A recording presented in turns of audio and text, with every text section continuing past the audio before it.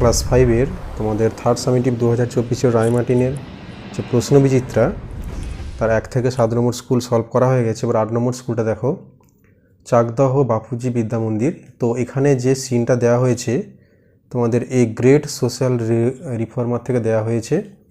সিনটা দেখে নাও। Begum Rokeya was born in an affluent Muslim family. Begum Rokeya সম্ভ্রান্ত মুসলিম পরিবারে জন্মগ্রহণ করেছিলেন। Though she never went to school, যদিও বা সে কখনো স্কুলে যায়নি। Rokeya educated herself through her own interest and efforts, সে শিক্ষা গ্রহণ করেছিল সম্পূর্ণ নিজের কঠোর প্রচেষ্টায়। She learned Arabic and Persian at home, সে বাড়িতে অ্যারাবিক এবং পার্সিয়ান যে ভাষা শিখেছিল। And also received lesson in Bengali and English, এবং বাংলা ইংরাজির যে ভাষাটা তিনি বাড়িতে থেকেই শিখেছিলেন। Some great books written by her both in Bengali and English will be remember for ever, তার লেখা বাংলা এবং ইংরেজিতে কিছু বই যেটা চিরকাল চিরস্মরণীয় হয়ে থাকবে। তো এই ছিল তোমাদের সিন। এবার এখান থেকে কোশ্চেন অ্যান্সারগুলো দেখো। Begum Rokeya was born in a Muslim family. তারপরে দেখো she learned at home, C এর দিকে দেখো she received lessons in Bengali and English. তারপরে দেখো Rokeya educated herself through her interest and efforts. তারপরে দেখে নাও ট্রু ফলসগুলো। প্রথমে দেখো Begum Rokeya was born in a rich Muslim family, এটা ট্রু হবে। সাপোর্টিং স্টেটমেন্ট দেখে নাও, Begum Rokeya was born in an affluent Muslim family. বিয়ে দেখে দেখো she studied in a school, এটা ফলস হবে। উত্তরটা হবে she never went to school, এটা হচ্ছে supporting statement, she never went to school.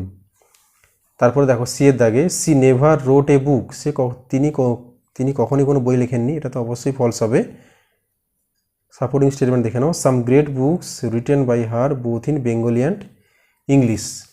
তাহলে টিক মার্ক এবং ট্রু ফলস হয়ে গেল।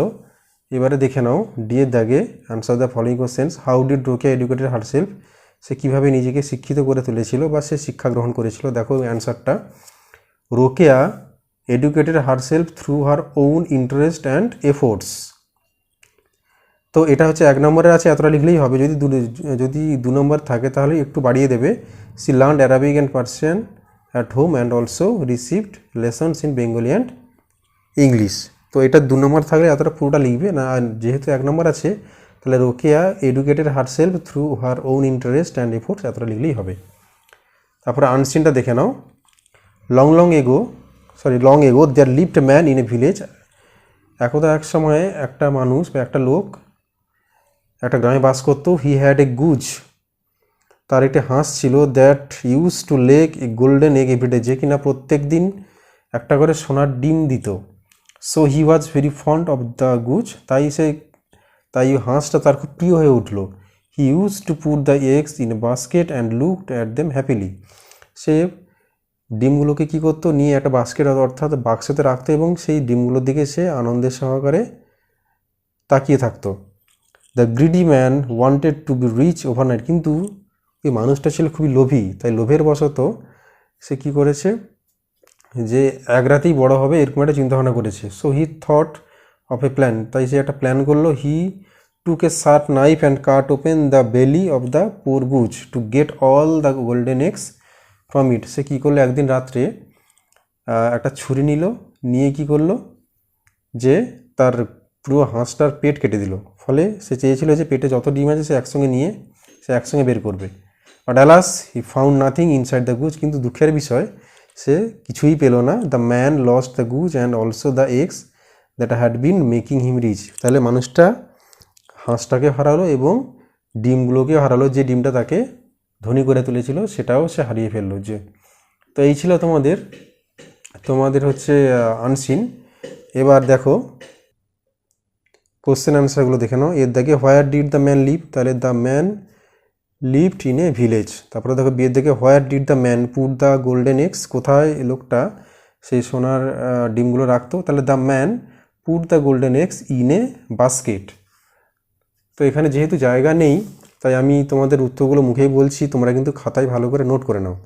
তারপরে দেখো সি এর দাগে what did the man want to be, লোকটা কী চেয়েছিল, the man wanted to be rich overnight, সে এক রাতেই বড়লোক হতে চেয়েছিল। তারপরে দেখো how did the man cut open the belly of the Goodge,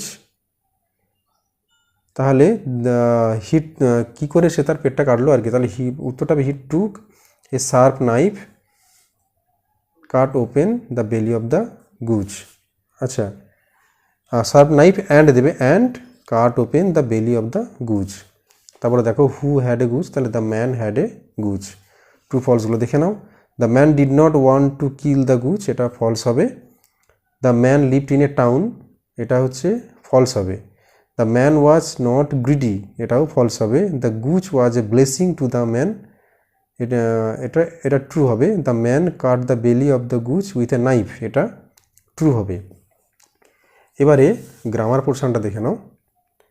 গ্রামারে রয়েছে দেখো fill in the blanks with correct forms of the verbs given in the brackets. Last Sunday Reba, এটা প্রথমটা হবে ভিজিটেড, এই দুটো অপশান আছে, ভিজিট আছে ভিজিটেড আছে, তাহলে প্রথমটা হবে ভিজিটেড। তারপরে দেখো দেখে দ্য বয়েজ এনজয়েড, এনজয় হবে না, এনজয়েড হবে, কারণ এখানে ইয়েস্টারডে দেওয়া আছে, এটা পাস্টে হবে। Farmers grow crops in the field. তারপরে দেখো সুবীর স্যাং এ প্যাট্রিওটিক সং ইয়েস্টারডে। তারপরে দেখো চারের দাগে fill in the blanks with appropriate preposition. A dog is lying under the table, a fan is hanging from the ceiling, a bookshelf is beside the door, some flowers are in the vase. তারপরে দেখো এটাকে কি করতে হবে, প্রথমে present কন্টিনিউয়াসে করতে হবে। হি ইজ টেলিং হবে, দেখো he tells me a story আছে, এটাকে প্রেজেন্ট কন্টিনিউয়াসে করতে বলা হয়েছে, এটা হবে he is telling me a story. তারপরে দেখো the boy is breaking the toys, এটাকে কী করতে হবে, প্রেজেন্ট পারফেক্ট, তাহলে the boy has broken the toys. এগুলো সবগুলো হচ্ছে মুখে আমি বলে দিলাম, তোমরা কিন্তু খাতায় দাগ নাম্বার দিয়ে কোশ্চেনগুলো তুলে এইভাবে উত্তরগুলো লিখে নাও। তো এই ছিল তোমাদের 8 নম্বর স্কুল, তোমাদের থার্ড সামেটিভের জন্য ক্লাস 5 রায়মার্টিন যে প্রশ্নবিচিত্রা রয়েছে, তো সেখান থেকেই 8 নম্বর স্কুলে প্রথমে দেখলাম সিন, তারপরে দেখলাম সিন থেকে দেওয়া কিছু কোশ্চেন, তারপরে দেখো আনসিন, আনসিন থেকে দেওয়া কিছু কোশ্চেন, সেখানে রয়েছে অ্যান্সার দ্য ফলোইং কোশ্চেন্স এবং ট্রু ফলস। এবং তারপরে গ্রামারে কি দেখলাম, গ্রামারে দেখলাম যে appropriate forms of the verb বা correct forms of the verb, যেটাকে একই দুটোই। তারপরে দেখলাম যে অ্যাপ্রোপ্রিয়েট প্রিপোজিশনস। তারপরে আর কি দেখলাম না, ডু অ্যাজ ডাইরেক্টেড, প্রথমে হচ্ছে একটা সেন্টেন্স দেওয়া হয়েছে, সেটাকে বলা হয়েছে প্রেজেন্ট কন্টিনিউয়াসে করতে, তারপরে আবার একটা সেন্টেন্স দেওয়া হয়েছে, সেটাকে বলা হয়েছে প্রেজেন্ট পারফেক্টে করতে। তো এই ছিল আজকের ভিডিও, তোমরা ভালো করে খাতায় এগুলো নোট করে নাও। এবং যারা আগের যে স্কুলগুলো 1 থেকে 7 পর্যন্ত স্কুল যদি না দেখে থাকো, তোমরা দেখো আমার চ্যানেলে প্লেলিস্ট রয়েছে তোমাদের ক্লাস 5-এর, তোমরা সেই প্লেলিস্ট সেকশানে গিয়ে সমস্ত ভিডিওগুলো দেখে নিতে পারো এবং কোশ্চেন অ্যান্সারগুলো রেডি করতে পারো। এরপরে আসবো 9 নম্বর স্কুল নিয়ে, ততক্ষণ তোমরা ভালো করে আগের স্কুলগুলো প্র্যাকটিস করে নাও।